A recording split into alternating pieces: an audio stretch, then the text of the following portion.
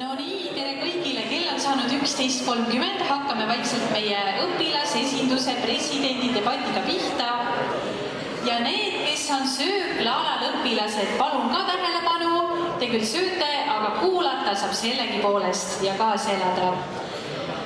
Aga tõesti, algamas on meie selle õppeaasta õpilasesinduse debatt. Nimelt siis otsime õpilasesinduse presidenti meile ja kutsume palun aplausi saatel siia meie kaks kandidaati, Anneli Haimi G1 ja Marten Toovis G2.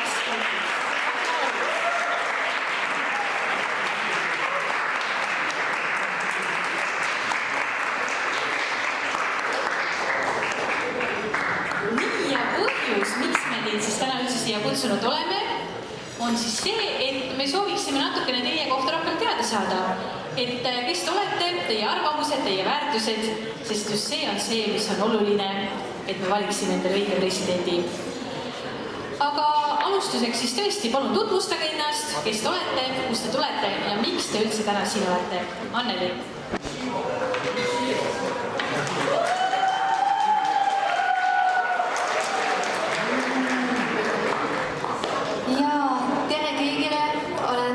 Anneli Haimi, ma õpin G1 eesti keele suvaõppemoodulis.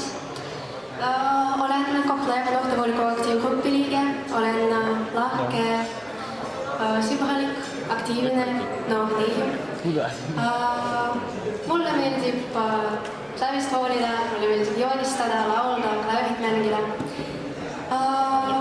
Aga praegu meil on õpilasesinduse presidendi valimised ja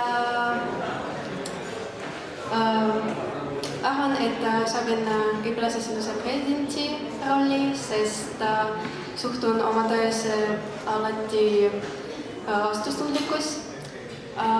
Mulle meeldib töötada meeskonnas ja suhelda erinevate inimestega.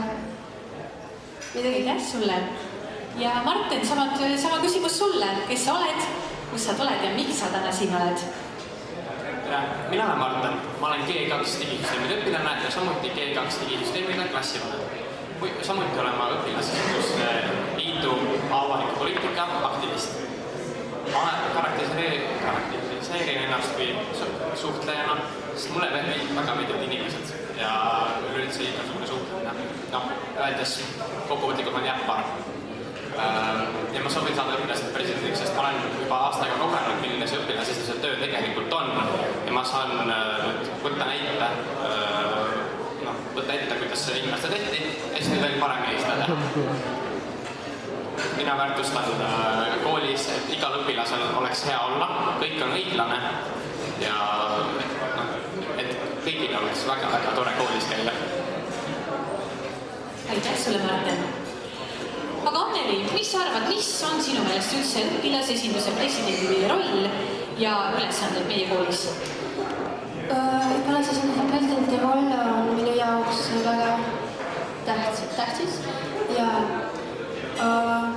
sest ta aitab korraldada meie koolielu mugavamaks ja tal on palju ülesandeid minu jaoks, aga arvan, et kõige olulisem on jagada ülesandeid õpilasesinduses, jõuda meeskonnaga ühisele otsusele ja oskus mõelda kriitiliselt ning olla viisakas ja oskus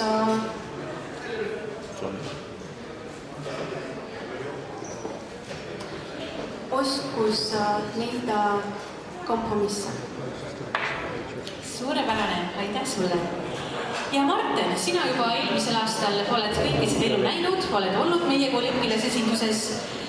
Missugune sinu meelest on siis õpilasesinduse presidendi roll ja või mis üldse on presidendi rolli kandmise puhul kõige keerulisem, kui sa kõike seda juba tegelikult pealt näinud oled? No, õpilasesinduse presidendi roll on eelkõige esindada meie kooli õpilasi. Nii väljaspool kooli siseselt õppenõukogus, või üldse lihtsalt õpetajatele. Presidendi rolli on päris mitu erinevat ülesannet. Näiteks koordineerida õpilasesinduse tööd, vaadata üle, et kõik toimiks koolis normaalselt. Tegelikult see tema kohustus ei ole, aga õpilasesinduse president aitab ka läbi viia üritusi. Ma arvan, et see kõige raskem osa õpilasesinduse presidendi töö juures ongi leida õpilasesindusel motivatsiooni. Et vaadata, et õpilasesindus väga kergelt läbi paneks, nagu meil näitena tuua eelmine aasta kevadel kukkus see õpilasesinduse motivatsioon suht drastiliselt. Et koosolekutel ei käidud ja see enamus õpilasesinduse teegi lihtsalt sinna paika. Ma arvan, et õpilasesinduse presidendi töö juures kõige raskem osa ongi see, et leida seda ühist osa õpilasesinduse liikmetega.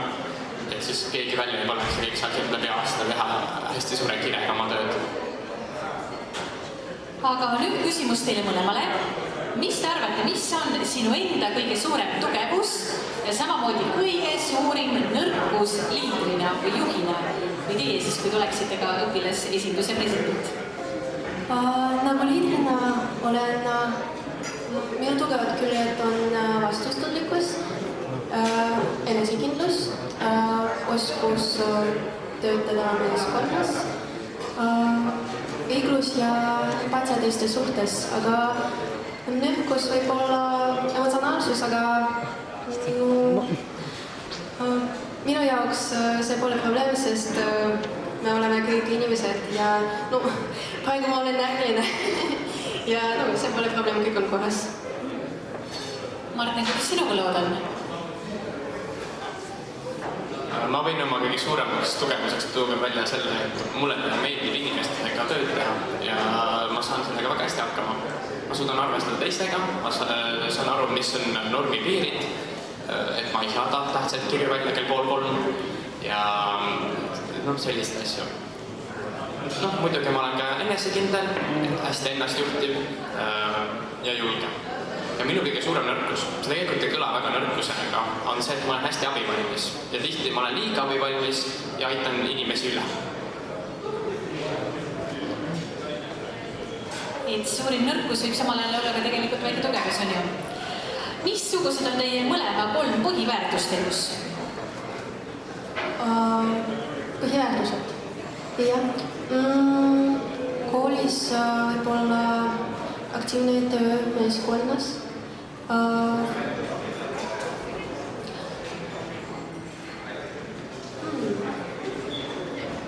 See on väga hea küsimus. Või mis on elus sinu jaoks tähtis? Milles sa juhindud? Minu areng, minu sõbrad, pere ja jääda inimeseks nagu lahke ja sõbralik. Martin, sama küsimus ka sulle. Missugused on sinu 3 põhiväärtust? Minu 3 põhiväärtuseks on õiglus, sest ma ei kannata üldse ülekohut või kui seda keegi on väga valesti koheldud. Empaatia, ma saan inimestest aru, ma tunnetan teiste emotsioone ja saan inimestega valgasti läbi ja areng, sest areng on mulle väga tähtis, sest iga kogemus, nii jube või hea, kui see olla saaks, on tegelikult ikkagi mingisugune areng. Te olete mõlemad kindlasti kursis, et meie koolist toimub alati väga palju ja meil on juba selle lühikese eluea jooksul saanud osaks mitmeid traditsioone. Aga missuguse uue mingi algatuse, idee, sündmuse või projektiga tahaksite teie nüüd lagedale tulla? Enne kui esitan minu ideed kõigile, soovin arutada neid õpilasesinduse meeskonnaga, aga võin öelda, et soovin korraldada mingid suuremad, sest minu jaoks see on midagi uut. Kas midagi suuremat siis meie koolisiseselt või meie linnas või meie riigis? Kui suurelt sa mõtled? Arvan, et meie koolis võib olla jõuludisko või midagi. ja Marten, missugune on sinu selline uus idee, millega lagedale tulla meie koolis? Ma olen hästi väga kaua põrganud ühte ideed, milleks on kevadpall. Sest see on ajalises mõttes kõige paremas kohas, sest kevadel toimub väga palju üritusi. Ja see aitaks ka õpilaseni motivatsiooni, sest siis saaks jälle midagi väga ägedat teha.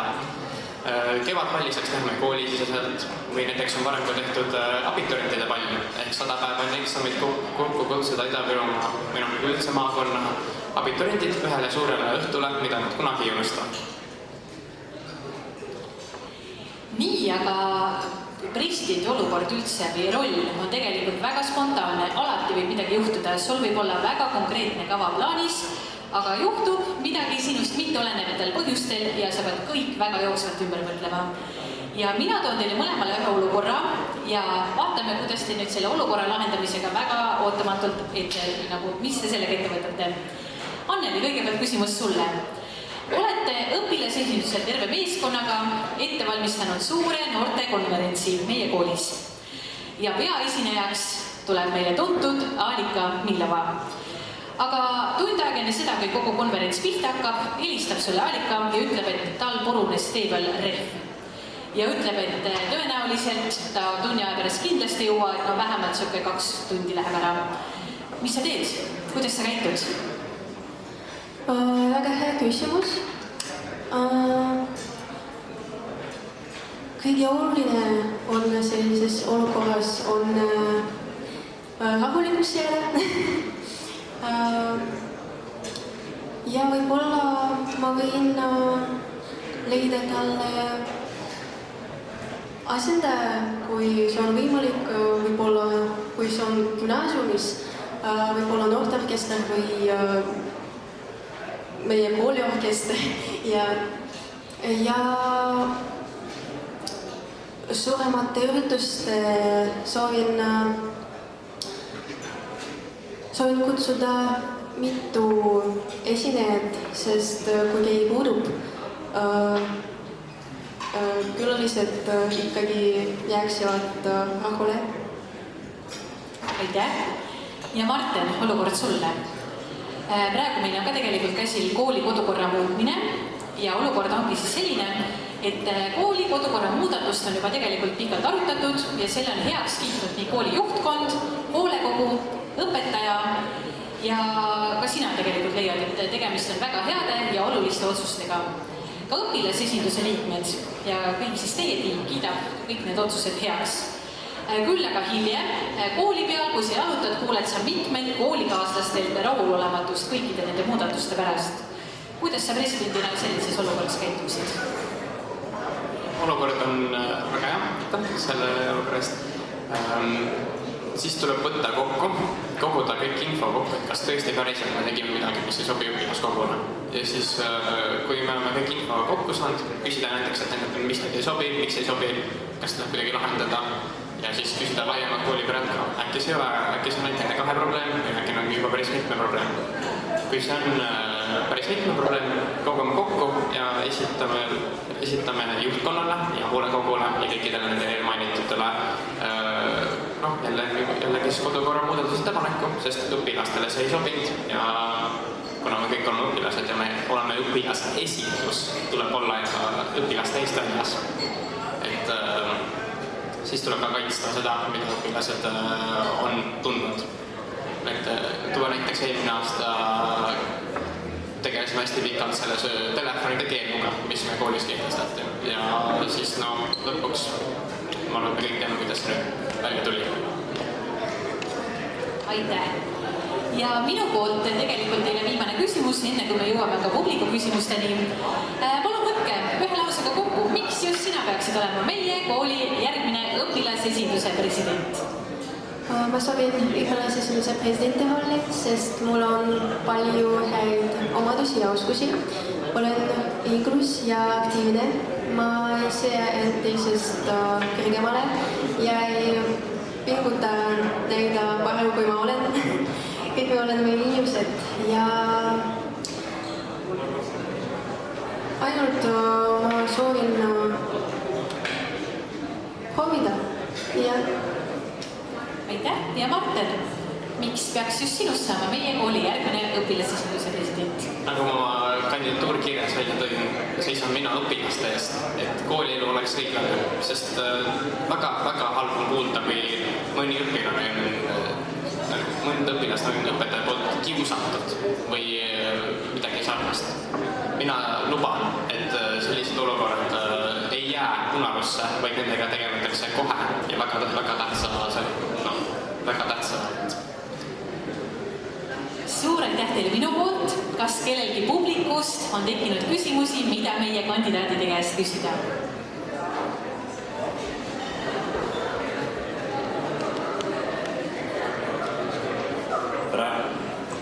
Tahaks Martinilt küsida, et sa kirjas ja praegu ka ütlesid, et sa aitad õpilasi juhul, kui juhtub mingi väärkohtlemine. Et kuidas täpsemalt õpilasesinduse president sellega tegeleb? Kas sa lähed otseselt õpetajaga rääkima või tõsta seda küsimuse kusagil üleval? Aitäh. Aitäh küsimuse eest.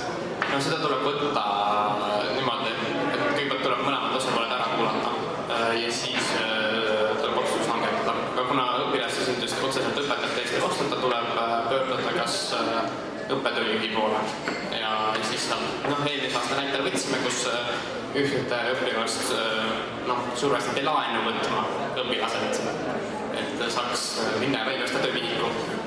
Ja siis õpilane pöördus selle murega minu poole ja mina pöördusin selle murega edasi ja siis lõpuks sai see tegelikult isegi lahendatud.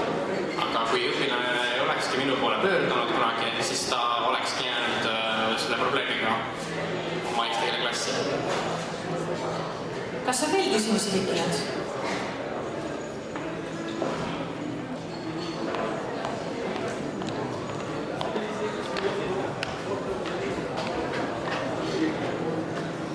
Ja, tere.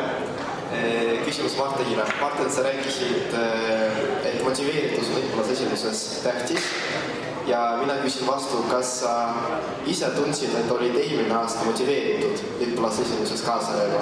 Aitäh. Väga hea küsimus. Alguses oli hästi tore. Ei olnud väga tore, sest seal olid õpilasesinduse sisekeskkonnas olid mõned probleemid, mis olid hästi nõmmatud, millega tegeleda väga ei taha, mis läksid väga vastu meie määrusele ka. Kui need lahendatud sai, oli väga hea tore motiveeritud olla. Aga siis kevade paigal üks hetk, kui hakkasid tulema igasugused üritused läbi ja õpilasesindus oli just enne seda tülli läinud uisutamise üle, siis ma märkasin, et õpilasesinduse liikmed ei loe enam sõnumeid, ei käi koosolekutel ja selline motivatsioon langes. Mina üritasin olla nii motiveeritud, aga kui teised ei panusta kaasa nii palju, kui mina liikmena pidi panustama, siis see õpilasesinduse enamus kõik see point, et me teeme kõigist ägedat asja koos, lihtsalt kadus ära, kui koosolekul oli 4 inimest, ei saanud mitte midagi otsustada ja me lihtsalt istusime seal halliks ääres ja mitte midagi tarka ei teinud. On tekkinud veel küsimusi. Kas lisaks Davidile soovib keegi veel?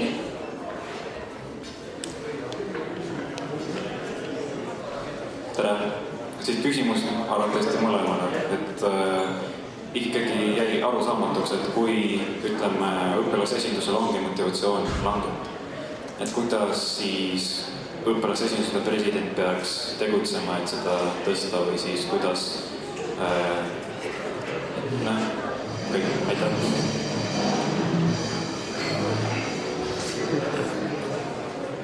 Õpilasesinduse president peaks esmalt märkama seda, et motivatsiooni ei ole ja siis uurima välja, miks, kas hetkel on siis õppetöös liiga suur pinge või äkki see mitu korda nädalas koos olema niimoodi, et sa ei jõua üldse lõunat sööma, tekitab selle, et ma ei viitsi minna, ma tahan süüa koosolekutele. Et president saaks muuta seda, tõstes näiteks koosolekuid kas või ümber, teha väiksemaks koosolekuid, kui tõesti väga midagi sisukat arutada ei ole. Ja kõik märgatagi, et õpilasesinduse liikmetel ei ole motivatsiooni motivatsiooni, siis näiteks korraldada mingi selline niisama get together, et kõik õpilased juures ei pea kogu aeg töö olema, et kõik on natuke sellist lõbusamat ka olla. Anneli? Aitäh küsimuste eest, aga praegu ei saa vasta selle küsimusele. Aga suur aitäh teile, meie presidendikandidaadid, teeme nendele suure aplausi.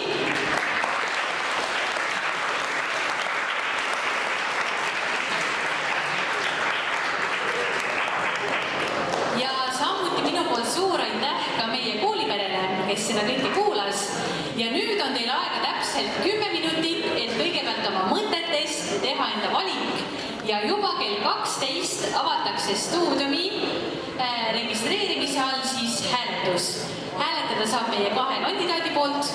Hääletamine on üsna kohustuslik, sellepärast, et selleks, et me oma valiku tehtud saaks, peab olema hääletanud vähemalt 2/3 kõikidest õpilastest. Nii et hääletus algab täna kell 12, kestab kuni kolmapäeva õhtuni kella 6-ni. Nii et valikut saate veel mõelda, teha, aga kindlasti hääletage, sellepärast et iga hääl loeb. Suur aitäh teile!